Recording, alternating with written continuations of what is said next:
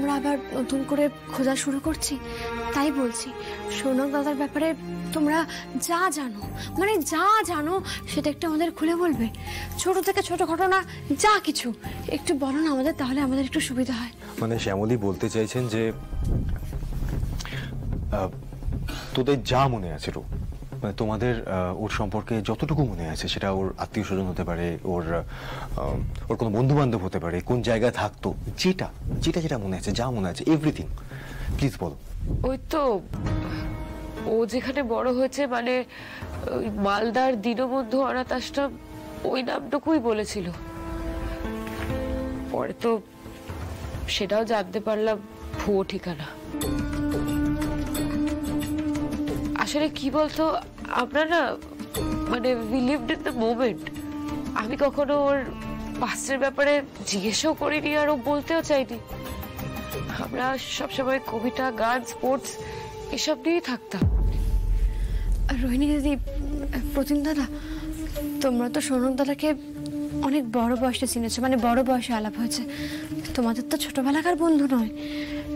বড় বয়সে আলাপ হওয়ার পর তার ছোটবেলা সম্পর্কে কোনোদিন কিচ্ছু জিজ্ঞেস করোনি? মানে কিচ্ছু না?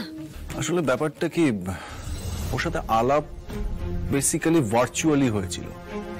তারপরে ওর সাথে একটু কথা হলো, ও বললো যে কলকাতা আসছি, থাকতে দেবে, কিন্তু মানে আমার বাড়িতে থাকতে চাইলো। আমি বললাম ঠিক আছে, নো প্রবলেম, চলে আয়। তারপর ও চলে আসলো। তারপর যেরকম টাইম গেছে একসাথে ছিলাম, তো এরকমই হয়েছে। খুব একটা ওই বড় হতে হতে যেটা হয় ওই সময়টা, মানে পলিটিক্স, গেম বা ক্যারিয়ার নিয়ে এইসব নিয়ে আলোচনা হয়েছে। আর পাস্ট নিয়ে কিন্তু খুব একটা আমাদের কথাবার্তা কিছু হয়নি। আমি মানে যতটুকু রোহিণী বললো ততটুকুই। আচ্ছা প্রতীক দাদা, তুমি তো রোহিণী দিদিকে ভালোবাসতে, তো তুমি একবারও খবর নিলে না যে ছেলেটা কে, কোথায় থাকে, কি করে, রোহিণী দিদি কার সঙ্গে সম্পর্ক করছে, সেটা একবারও না জানতে চেয়ে এইভাবে ছেড়ে দিলে? না, এর মধ্যে ছাড়া ধরার কি ব্যাপার আছে? মানে রোহিণীর ভালোবাসার প্রতি আমার যথেষ্ট বিশ্বাস ছিল, আর আমার ভালোবাসাটা ওয়ান সাইডেড ছিল। এই কোম্পানির কোনো ব্যাপারে তুমি থাকবে না। আপাতত কোম্পানিতে তোমাকে লাগছে না। এই অরুণাবু, কি করলে তুমি? সবার সামনে ওইভাবে চলে এলে। তাহলে কি করতাম? ওখানে বসে থাকতাম? শুনলে না কি বলো দাদু? শুনলে না? আই নো, আমি সবটাই শুনেছি। আমি তো নিজেই বিশ্বাস করতে পারছি না। কি হবে বলো তো অরুণাবু? এই গ্রেট বেঙ্গল ক্যাটারারে কি তুমি আর কোনোদিনও ঢুকতে পারবে না? মানে ওই শ্যামলী আর দাদা ভাইয়ের জন্য এই কোম্পানিতে ঢোকার রাস্তা তোমার সমস্ত বন্ধ হয়ে গেল। কিন্তু অরুণাবু, তোমার এতদিনের স্বপ্ন, আমাদের উদ্দেশ্য সবকিছু কি জলে চলে যাবে এইভাবে? আমি ভেবেছিলাম তোমার এই যে ব্যাপারটা যেটা ধরা পড়লো সেটা ধামাচাপা পড়ে যাবে আর কয়েকদিনের মধ্যে তুমি কোম্পানি জয়েন করতে পারবে, কিন্তু না, আমি ভুল ভেবেছি। এখন কি মনে হচ্ছে বলো তো অরুণাবু, যে যতদিন ওই দুই দাদু বেঁচে আছে আর যতদিন বড় মামা বেঁচে আছে, তুমি আর সহজেই কোম্পানিতে ঢুকতে পারবে না। আর আমি একা কি করবো? তুমি না থাকলে আমি একা কি করবো? এবার কি হবে বলো তো? কি আবার হবে? একটা কথা ভালো করে মাথায় ঢুকিয়ে নাও তৃষা, এই গ্রেট বেঙ্গল যদি আমার দখলে না আসে, তাহলে আর কারুর দখলে আমি আসতে দেব না। ওই শ্যামলীর তো নয়, এমনকি অনিরও না। আজকে ওদের পার্মানেন্ট ব্যবস্থা করবো আমি। পার্মানেন্ট ব্যবস্থা মানে? তুমি কি করবে ভাবছো অরুণাবু? শেষ করে দেবো, দুটোকেই শেষ করে দেবো আজকে আমি। হে অরুণাবু, তুমি তুমি ঠিক ভাবছো তো? তুমি ঠান্ডা মাথায় সব ঠিক? আমি যা ভাবছি একদম ঠিক ভাবছি তৃষা, একদম ঠিক ভাবছি। আর পারছি না আমি, দেয়ালে পিঠ থেকে গেছে আমার। একটা কথা বলো তো, আর কতবার অপমানিত হবো আমি? কতবার হারবো? আমি বুঝতে পারছি অরুণাবু, কিন্তু তুমি ভেবে দেখো, এত বড় একটা এরকম একটা বড় প্ল্যান আমরা Arunabha please try to understand. কিঞ্জলের ব্যাপারটা যেটা হয়েছিল, it was just an accident. আমাদের হাতে কিচ্ছু ছিল না। এরকম একটা বড় কাজ আমরা পারবো অরুণাভ? পারতে হবে তো, পারতেই হবে আমাকে, যেমন করেও পারতেই হবে। কাজটা করে ফেলতেই হবে এবং সেটা আজকেই। আচ্ছা, অনি ওর নিজের গাড়ি নিয়ে গেছে তাই না? হ্যাঁ, কেন অরুণাভ?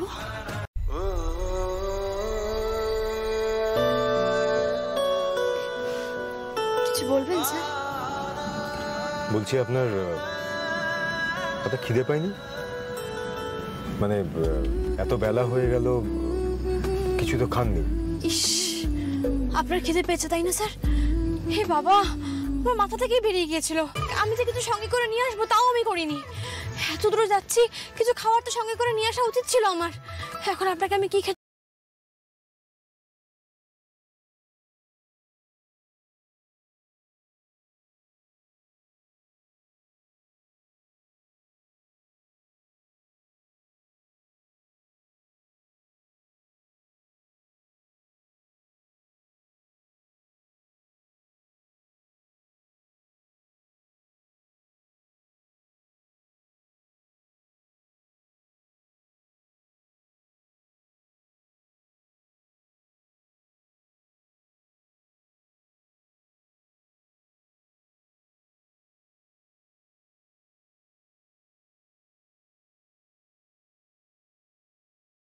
বন্ধুকে তো এইটুকু বলতেই পারি। ঠিক আছে, আমি দেখছি আগে কোনো সামনে হোটেল পাওয়া যায় কিনা।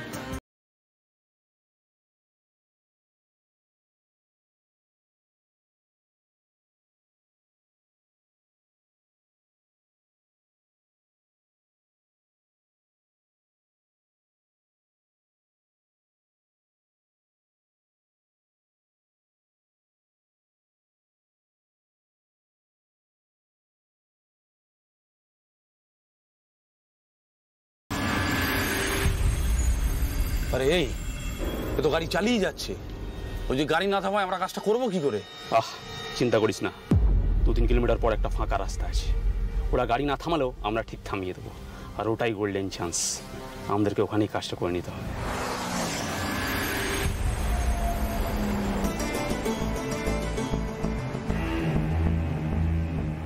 এই তো গাড়িটা থামিয়েছে। তুই গাড়িটাকে ওদের পেছনে দাঁড় করা।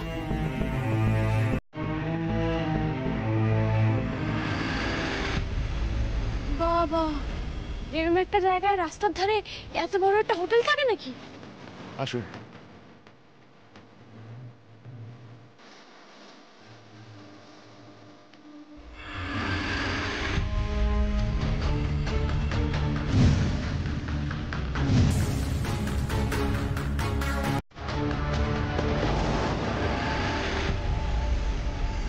তাড়াতাড়ি খান, আমাদের খেতে বেরোতে হবে এক্ষুনি, প্লিজ।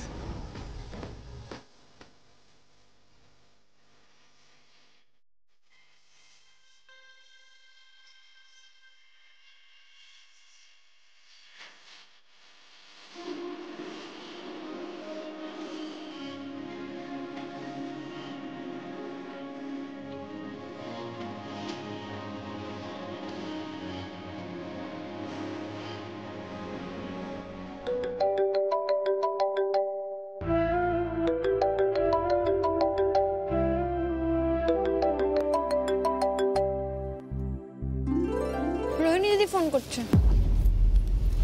হ্যাঁ রোহিণী দিদি বলো। শ্যামলী, তোমরা পৌঁছে গেছো? না, এখনো তো পৌঁছোইনি। ও, কতক্ষণ লাগবে তোমাদের পৌঁছাতে? স্যার আর কতক্ষণ লাগবে জিজ্ঞেস করছি। আর 5 কিলোমিটার। রোহিণী দিদি স্যার বললেন আর 5 কিলোমিটার। ঠিক আছে, তার মানে তো তোমরা প্রায় পৌঁছেই গেছো। শ্যামলী, আমাকে কিন্তু ফোনে খবর দিতে থাকবে, আমি কিন্তু ফোন করবো আর আমার ফোনটা ধরবে। হ্যাঁ রোহিণী দিদি, তুমি একদম চিন্তা করো না, একদম ভেবো না, আমি তোমাকে সব বলবো। কেমন? এখন রাখছি।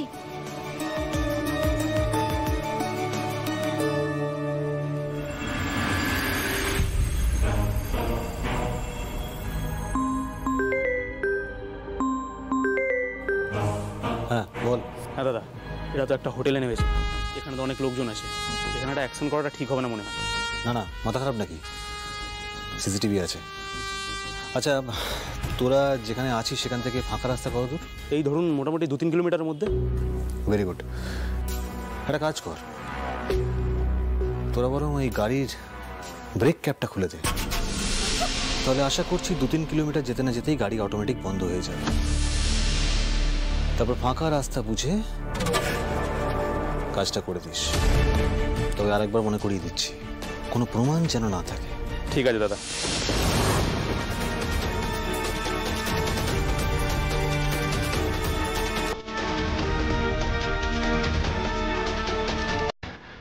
আমি যে আপনাকে যন্ত্রণা ছাড়া আর কিচ্ছু দিতে পারবো না। আমার ভালোবাসা যে অন্য এক জায়গায় বন্দুক দিয়ে রেখেছি।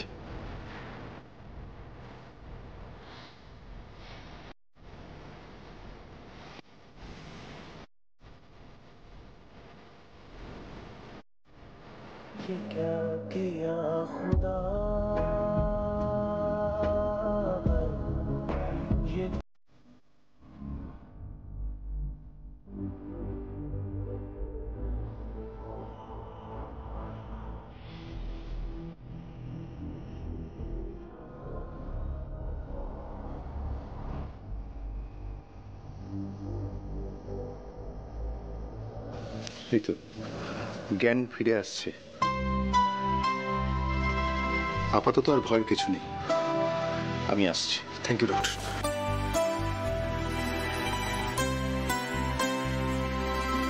শ্যামলী, শ্যামলী, ঠিক লাগছে একটু? দেখ,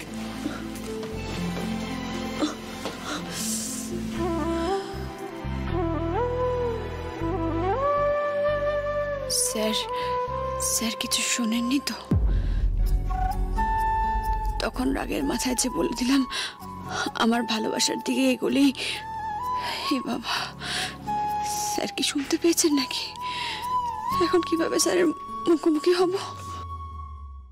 শ্যামলী, শরীরটাকে এখন একটু বেটার লাগছে? আপনার কি খুব মাথা যন্ত্রণা করছে? শ্যামলী, না না, স্যার তো স্বাভাবিকই আছেন, কথা বলছেন তো আগের মতোই।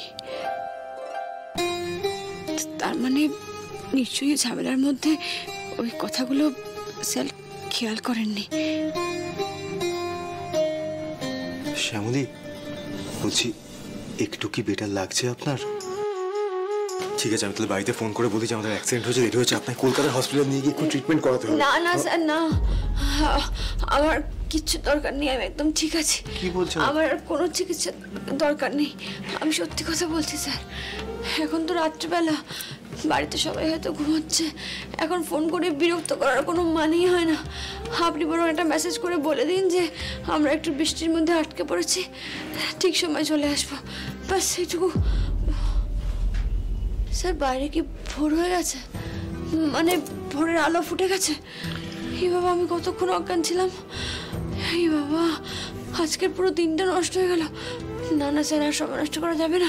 ওইদিকে রোহিণী দিদি অপেক্ষা করছে, আর সময় নষ্ট করা যাবে না। কি করছেন আপনি? আপনি কোথায় যেতে চাইছেন? আপনার শরীর থেকে যথেষ্ট রক্ত বেরিয়ে গেছে, আপনি খুব দুর্বল এখন, আপনাকে এখানে এখন বিশ্রাম নিতে হবে। না ডাক্তারবাবু, দোহাই আপনার, আমাকে আটকাবেন না। আমার এখন বিশ্রাম নেওয়ার সময় নেই। আমার বোনটার ওইদিকে বিয়ে আটকে যাবে, আমাদের ছেলের বাড়িতে যেতে হবে, খুব তাড়া। আমার বোনটার বিয়ে দিতে হবে। নিজের শরীরের এই অবস্থা, এতটা ক্ষত হয়েছে, কত ব্যথা পেয়েছেন, তবু আমার পরিবারের ভালো করার জন্য এতটা ডেসপারেট আপনি। এই মানুষটাকে আমি যে কিছুই ফিরিয়ে দিতে পারবো না। এত নিঃস্বার্থ ভালোবাসার বিনিময়ে আমি যে শুধু আঘাতই দিয়ে যাব। কি আমার জন্য কম যন্ত্রণার? স্যার বলছি, গাড়িটা ঠিক আছে? তাহলে চলুন বেরিয়ে পড়ি। হ্যাঁ, কি বলি বলুন তো? দেখুন, মনের জোরের থেকে বড় ওষুধ আর হয় না। ঠিক আছে, আসুন তাহলে আপনারা। ডক্টর, একটা হেল্প করবেন? মানে ওদের গাড়িটা খারাপ হয়ে গেছে বাইরে, যদি এখানকার কোনো লোকাল মেকানিককে একটু ডেকে দেন তাহলে খুব ভালো হয় আর কি। এখন আচ্ছা ঠিক আছে, দাঁড়ান, আমি দেখছি। এই অসীম, অসীম, আচ্ছা শোনো, ওই যে গ্যারাজের যে ছেলেটা সন্তু, ওকে ডেকে নিয়ে এসো তো, দরকার হলে ঘুম থেকে তুলে নিয়ে আসবে, বলবে ডাক্তারবাবু ডাকছেন, ওনার গাড়িটা একবার দেখাতে হবে। ঠিক আছে স্যার। আচ্ছা হ্যাঁ শুনুন, আপনারা এখান থেকে বেরিয়ে কিন্তু প্রথমে থানায় যাবেন, আপনাদের সাথে যা ঘটেছে সেটা পুলিশকে প্রথমে জানাবেন। বেরিয়ে পড়ুন তাহলে আপনারা, আমি আসি। নমস্কার। স্যার আমার না কেমন একটা সন্দেহ হচ্ছে, ওরা না আমাকে মানে আমাদেরকে আগে থেকে চিনতে বলে মনে হচ্ছে আমার। জানি না শ্যামলী, এই সৌনককে ঘিরে যা হচ্ছে এরপরে আর জানি না কি কি কপালে লেখা আছে, আর পারছি না এত গুন্ডা টুন্ডার পরে। শ্যামলী চলুন আমরা বেরিয়ে পড়ি। হ্যাঁ স্যার।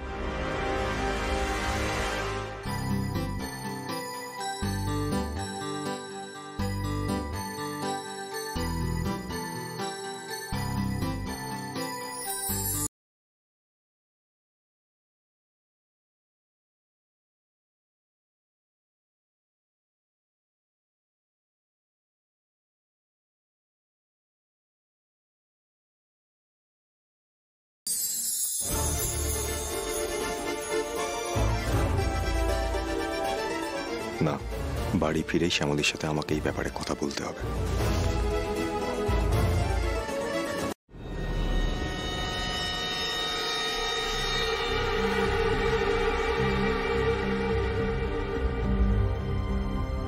তাহলে তুমি সেই ছেলে যে আমার মেয়েকে বিয়ে করে ফেলে রেখে চলে গিয়েছিলে?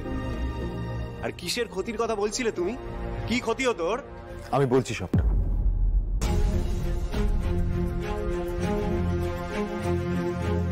কলেজে পড়তে পড়তে আমি একটা অতি সক্রিয় উগ্রবাদী সংগঠনের সঙ্গে যুক্ত হয়ে পড়েছিলাম। সংগঠনটার নাম ছিল নিউ সিস্টেম। আমি কোনো মতে পালিয়ে আসি ওখান থেকে। নিজের নাম পরিচয় গোপন করে আমি কলকাতায় থাকতে শুরু করি। তখনই নাম বদলে সৌনক হই। কলকাতায় এসে গেম খেলতে গিয়ে আলাপ প্রতীকের সাথে রোহিণীর সাথে দেখা হয়, ওর প্রেমে পড়ে যাই। আমার তেমন চালচুলো ছিল না তখন। রোহিণী বললো বাড়ি থেকে মানবে না, আমরা লুকিয়ে বিয়ে করলাম। সেদিন বিয়ে করলাম, সেদিন ওরা ফোন করলো, বললো সব শেষ করে দেব। এখন কি অবস্থা? ওরা কি আর কোনো যোগাযোগ করেছিল? না আঙ্কেল, আমি নিজেকে পুরোপুরি আন্ডারগ্রাউন্ড করে নিয়েছিলাম। এই সবে 1 মাস হলো বাড়িতে ফিরেছি, একটু একটু করে স্বাভাবিক জীবনে ফিরে আসছি। আমি ভেবেছিলাম এর মধ্যেই রোহিণীর সাথে দেখা করব, এইবার ওকে আমার বাড়িতে নিয়ে যাবো, কিন্তু তার মধ্যেই। শোনো শোনো দাদা, এই সবটাই না আমার মহেশ্বরের লীলা, বুঝলে? সবকিছু ওনার আগে থেকে ঠিক করা থাকে। তাই দেখো কেমন আমি আর রোহিণী দিদির দাদা দুজনে মিলে তোমার কাজটা কমিয়ে দিলাম। দাদু ঠাম্মি, এবার দুজনের বিয়ে হবে তো? বড়বাবু, এবার দুজনের 4 হাত এক হবে তো? রোহিণী দিদির জীবন থেকে সব দুঃখ মুছে যাবে, সব যন্ত্রণা মুছে যাবে। বর এসছে, এবার ঘর বসবে। লজ্জা করে না তোমার শ্যামলী? একজন মায়ের সামনে দাঁড়িয়ে তার মেয়ের কপাল পোড়ানোর ষড়যন্ত্র করছো তুমি। এতটুকু বিবেকে বাঁধে না তোমার? একটা এসকেপিস্ট টেররিস্ট ছেলের সাথে আমি আমার মেয়ের বিয়ে দেব? মামনি, রো ভালো থাকবে, আর কি চাই আমাদের? আর আমি বলছি দেখে নিও, রো একবার ওর জীবনে চলে এলে না, ও নিজের কেরিয়ার সব সেট করে ফেলবে। ওই সমস্ত ভুলভাল রাজনীতি এগুলো তো ইনভলভ হবে না, আমরা হতেই দেবো না, আমরা প্রোটেকশন দেবো ওকে। মামনি, আমাদের উচিত ওদের 4 হাত এক করে দেওয়া। তুমি আর অমত করো না। তোমরা যেটা ভালো মনে করো সেটাই করো, তবে এই বিয়েতে আমার মত নেই।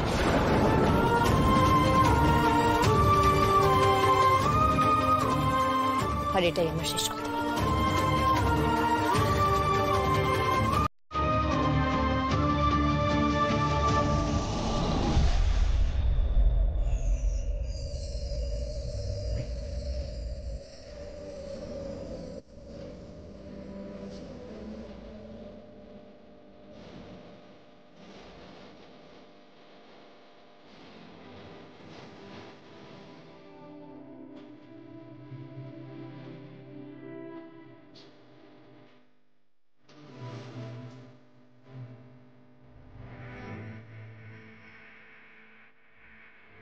আমি জানতাম সব ভালো হবে, তোমাদের বিয়ে হবে, আমি জানতাম। বড়দের আশীর্বাদ নিয়েই ধুমধাম করে বিয়েটা হবে। আর সেই জন্যই আমি আগে থেকে একটা বিয়ের দিন দেখে রেখেছিলাম। হ্যাঁ, 2 দিন পরে একটা ভালো দিন আছে, তাহলে ওই দিনই দুজনের 4 হাত এক হয়ে যাক। কি বড়দাদু, ছোটদাদু, ঠাম্মি, বিয়েটা হবে তো? হবে না মানে? আলবাত হবে।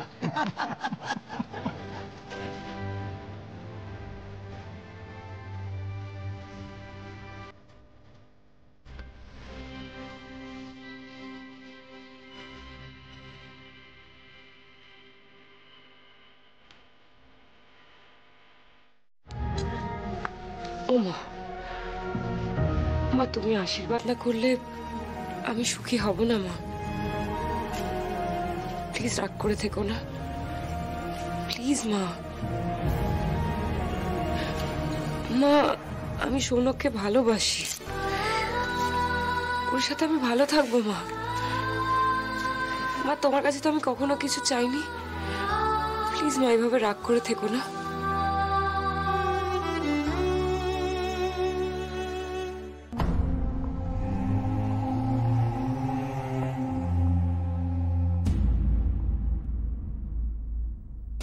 ঠিক আছে, তুমি যদি এইভাবে রাগ করে থাকো তাহলে আমি বিয়েই করবো না। এইভাবে তোমাকে জড়িয়ে থাকবো সারাদিন, দেখি তুমি কতক্ষণ রাগ করে থাকো। সরে যা রোহিণী। না আমি ছাড়বো না। ভালো লাগছে না আমার, ছাড় বলছি। যতক্ষণ না তোমার রাগ করবে আমি ছাড়বো না তোমাকে। ছাড় আমাকে রোহিণী। না, ছাড়বো না। প্লিজ অনি, অনি ভালো লাগছে না আমার। প্লিজ ছাড় বলছি। প্লিজ ছাড় তোরা আমাকে, বিরক্ত করিস না, ভালো লাগছে না আমার। প্লিজ মা। ছেলের গায়ে হলুদ হয়ে গেছে? না,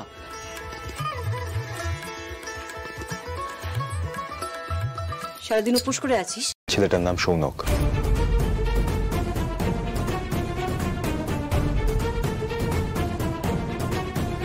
মানে আজ সকাল থেকে ছেলেটাকে খুঁজে পাওয়া যাচ্ছে না।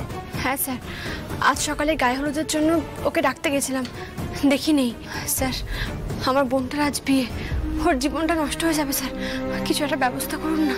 আচ্ছা অনিকেত, কারোর কাছে তোমাদের ছেলেটার ফোন নাম্বার জানা আছে? হ্যাঁ স্যার, আমি আগে থেকেই নাম্বারটা নিয়ে রেখেছিলাম। ও ভেরি গুড, ভেরি গুড। আচ্ছা এক কাজ করি অনিকেত, আমার এক ছাত্র আছে সাইবার ক্রাইম ইউনিটে, আমি দাঁড়ান ওকে বলে দিচ্ছি।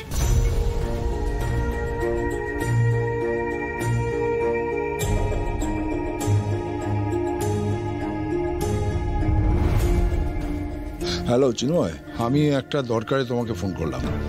আমাকে একটু হেল্প করতে হবে তোমায়। আমার এক ভাইঝিকে চিট করে একটা ছেলে পালিয়েছে।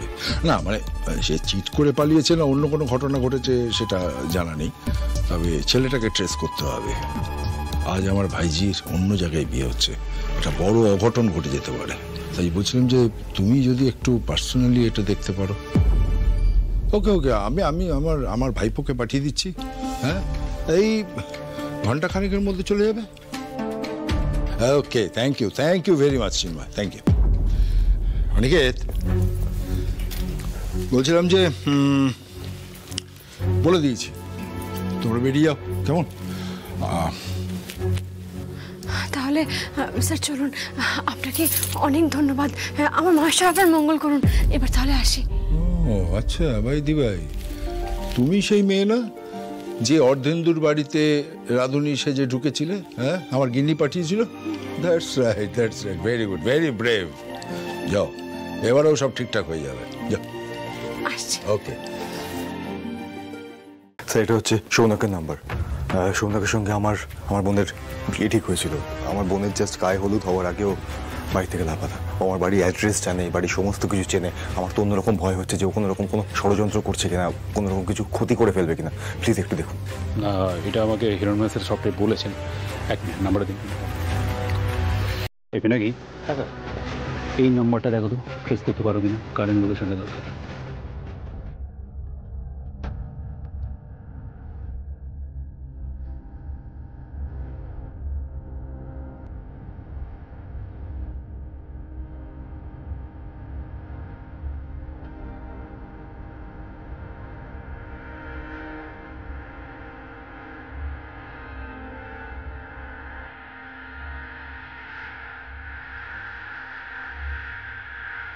Sorry sir, phone switch off.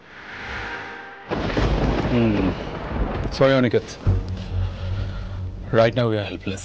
মানে যতক্ষণ পর্যন্ত ফোন অন না করছে ততক্ষণ পর্যন্ত আমরা লোকেশনটা ট্র্যাক করতে পারছি না, আমাদের ওয়েট করতে হবে একটু। হে বাবা, তাহলে এবার কি হবে? আমি তো জানি যে যখন কোনো পকেট মার কারোর ফোন চুরি করে ফোনের ওই সিম কার্ডটা ভেঙে ফেলে দেয়, তাহলে আর ফোনটা খুঁজে পাওয়া যায় না, ওদের আর লক্ষ্য করা যায় না যে কোথায় আছে কিভাবে আছে। সৌনদাকে আমরা আর খুঁজে পাবো না।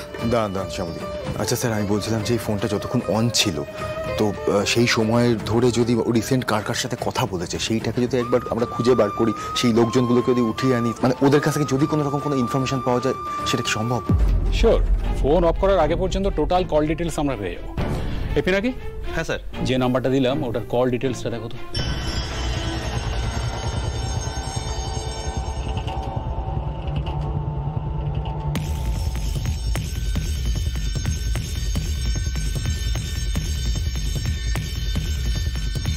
রতিনদা, প্রিন্ট আউটটা দাও তো।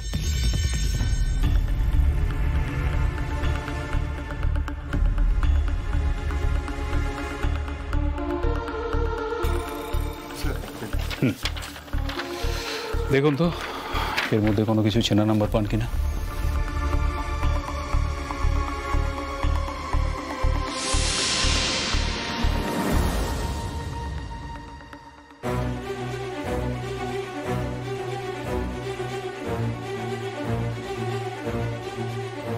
এই যে নাম্বার থেকে বারবার এই সৌনকের ফোনে ফোন এসছে, এই নাম্বারটা না আমার চেনা চেনা লাগছে। এক সেকেন্ড,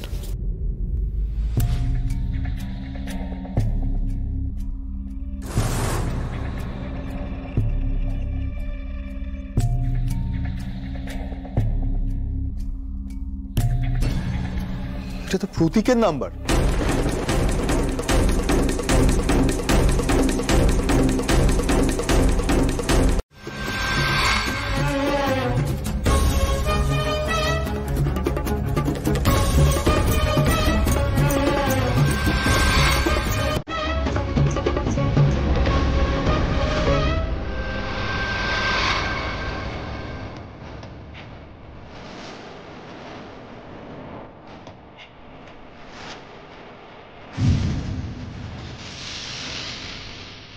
স্যার, এ তো বাজে ব্যাপার।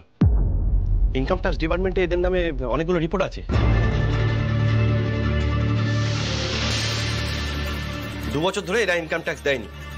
3টে রেস্তোরাঁ বন্ধ করে দিয়েছে ইনকাম ট্যাক্স ডিপার্টমেন্ট থেকে। ও, এবার বুঝতে পেরেছি সারাক্ষণ শুধু বাবা আর ছেলে মিলে গ্রেট বেঙ্গল ক্যাটারার কেন করে চলেছে। নিজেদের ব্যবসা ডুবে গেছে, এখন গ্রেট বেঙ্গল হাতানোর চেষ্টা করছে। আপনি শিওর? আমার সেটাই মনে হচ্ছে স্যার, আমার এটাই মনে হচ্ছে। আচ্ছা অফিসার, এই প্রতীকদার বাবার ব্যাপারটা তো গেল, আর প্রতীকদার ব্যাপারটা কি? মানে টাকা পয়সা তো নেই বলছেন, তাহলে বিদেশে গিয়ে পড়াশোনা করলো কি করে? কি যেন নাম দেশটার? হি ওয়াজ ইন আমস্টারডাম। অফিসার, বলছিলাম যে একবার কোনোভাবে খোঁজ নেওয়া যায়। আমি যা দেখছি, যা বুঝতে পারছি, আমার তো সব মাথার উপর দিয়ে যাচ্ছে, আমার সবটাই ভুলভাল। আমার মন বলছে কোনো একটা বড় গন্ডগোল আছে। প্লিজ একবার একটু চেক করবেন। এপি নাকি? একবার ডাচ এম্বাসিতে যোগাযোগ করার ব্যবস্থা করো। স্যার, আমাকে একটু টাইম দিন।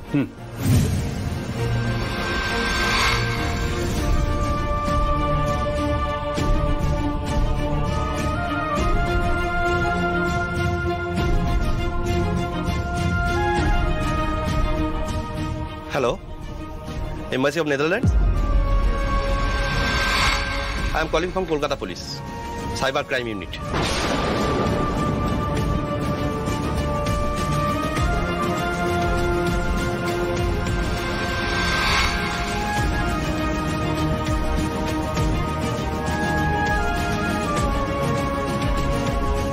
ওকে, থ্যাংক ইউ। স্যার, ছেলেটা খুব একটা সুবিধা নয়, ও পুরো ফ্রড। ও বিদেশে MBA করতে গেছিল না, পড়া শেষ করতে পারেনি, ওখানে অনেকগুলো টাকা ধার নিয়েছিল, শোধ করছিল না। এ নিয়ে আমার অনেক হুজ্জুতি হয়, তারপর বিদেশে অনেকবার জেলও খেটেছে। তারপর টাকাটা শোধ করে দেয়, ওরা কেস তুলে নিলেও কিন্তু বিশ্ববিদ্যালয় থেকে ওকে তাড়িয়ে দিয়েছে। শ্যামলী, আমার বোনটা কাদের পাল্লায় বললো বলুন তো? মানে বুঝতে পারছেন, মানে আমি এবার কি মামুনি বাবা কি বলবো আমি ওদেরকে, আমি কিছু বুঝতে পারছি না। আপনি একটু শান্ত হন স্যার, একটু শান্ত হন। দাদা ভাই না, আমি শ্যামলী দিদি বলছি। তুই কি বলতো শ্যামলী দি, হুট করে কোথায় চলে গেলি? আমি কি এত কিছু করতে পারি নাকি একা? আমি বলছি পরে গিয়ে সব বলছি। বলছি শোনো না, একটা জিনিস বলার জন্য ফোন করলাম, তুমি আমার একটা উপকার করবে বুঝলে? ওই যে বিয়ের আগে নাচ গান হয় না, ওটাকে যেন কি বলে? সঙ্গীত। হ্যাঁ ওইটার একটু ব্যবস্থা করো তো। কি বলছিস কি শ্যামলী দি, এখন আমি এই অবস্থায় সঙ্গীতের ব্যবস্থা করবো? ফোনটা দে। শ্যামলী, তুমি এখন কেন এসব সঙ্গীত করতে চাইছো বলো তো? তুমি তো জানো আমি মন থেকে এই বিয়েটা করছি না, কোনো রকমে নমনম করে বিয়েটা হয়ে যেতে দাও প্লিজ, এসব করো না। আর আমাকে ভরসা করো তো রোহিণী দিদি, তাহলে এটুকু জেনে রাখো যেটা আমরা করছি সেটা তোমার ভালোর জন্যই করছি। তুমি দয়া করে রাজি হয়ে যাও। দেখো আমি আর তোমার দাদা ভাই আপ্রাণ চেষ্টা করছি তোমার সামনে আসল সত্যিটা এনে দাঁড় করানোর। তোমার মনের ইচ্ছার বিরুদ্ধে তোমায় কিচ্ছু করতে হবে না রোহিণী দিদি, তুমি শুধু ওই সঙ্গীতটা করতে দাও। বেশ, তাহলে এবার একটু ফোনটা প্রিয়া দিদিকে দাও। হ্যাঁ বল শ্যামলী দি। হ্যাঁ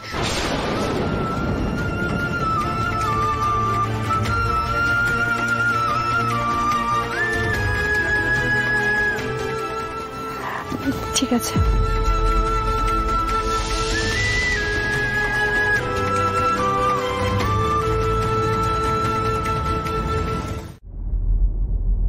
দুজনেরই ফোন সুইচ অফ, কি হবে এখন? রোহিণী, লগ্ন তো আর শ্যামলীর জন্য ওয়েট করবে না, সবাই ওদিকে ওয়েট করছে, প্লিজ এবার চলো। হ্যাঁ রো, এবার তুই চল। কিন্তু প্রিয়া, শ্যামলী যে আমাকে কথা দিয়েছিল যে ও সত্যিটা ঠিক খুঁজে বের করবে, তাহলে ফোনটা সুইচ অফ করে রেখেছে কেন? আর দাদা ভাই আমার বিয়েতে থাকবে না? দেখ রোহিণী, সবাইকে আর হ্যারাস করিস না এইভাবে, আর তোর দাদা ভাইয়ের কথা আর বলিস না। আজকাল তো বউয়ের আঁচল ধরা হয়ে গেছে, যা বলছে বউ সেটাই করে যাচ্ছে। অপালা, এখন এসব কথা না বললেই না। ঠিকই তো, অনিতার নিজের বোনের বিয়েতে থাকবে না। আর তাছাড়া ছেলেটা কোথায় গেছে, কি করছে, কি অবস্থায় আছে কিছু জানতে ইচ্ছা করছে না? না তোমার না করছে না, কারণ আমি তো জানি যে শ্যামলী অনিকে ফুসলে নিয়ে চলে গেছে। কারণ শ্যামলী তো চায়নি ওর বিয়েটা এত ভালো করে হোক, যে দেখেছি উদ্দেশ্য সফল হয়নি, অমনি ব্যাস হাওয়া। রোহিণী, এসব আমি কি শুনছি? রোহিণী, বিয়ের লগ্ন পেরিয়ে যাচ্ছে, তুই এখনো এখানে? ওদিকে প্রতীকের মা বাবা রিয়াক্ট করছে, তোর বাবাকে কথা শোনাচ্ছে। আচ্ছা, পরিবারের মান সম্মানে কি তোর এতটুকু মাথা ব্যথা নেই বলতো? দাদা ভাই তো এখনো আসেনি। তোমার দাদা ভাই ওই মেয়েটার সাথে বেরিয়েছে, তাই তো? ওর ব্যবস্থা আমি পরে করছি, আগে তুই চল, ভালোই ভালোই বিয়েটা কর। আমি আর কোনো কথা শুনতে চাই না রোহিণী, এক্ষুনি গিয়ে তুমি বিয়ের পিড়িতে বসবে। তোকে নিয়ে আয় তোরা।